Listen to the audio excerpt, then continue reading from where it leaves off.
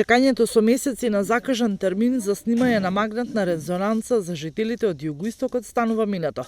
Интензивно се работи со инфраструктурен зафат на просториите во Струмичката болница со цел адаптација, бидејќи апаратот бара специфични услови. Да им овозможиме на нашите сограѓани, на граѓаните од општина Струмица, па и пошироко во регионот, да добиваат што поголема палета на диагностички процедури и методи, се со цел да не патуваат во другите здравствени установи. Целта на ова магнетна резонанца, апарат за магнетна резонанца е токму да ги задржиме овде пациентите, да не патуваат надвор од Струмица.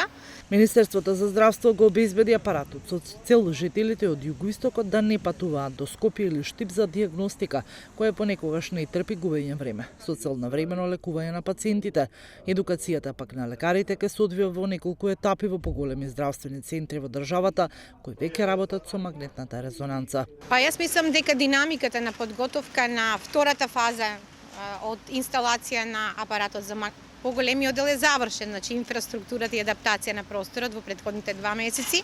Спрема динамиката која што се одвиваше во Свети Еразмо во Охрид, сметам дека во наредните 3 до 4 недели ќе заврши целосно инсталацијата на апаратот за магнетна резонанца, така да сметам дека во новата 2022 година пациентите ќе можат оваа услуга да ја добиваат во нашата болница. Струмичката болница покрај магнетната резонанца истовремено добива и 2 радиолошки технолози специјализирани во областа на едукација за представници од Филипс.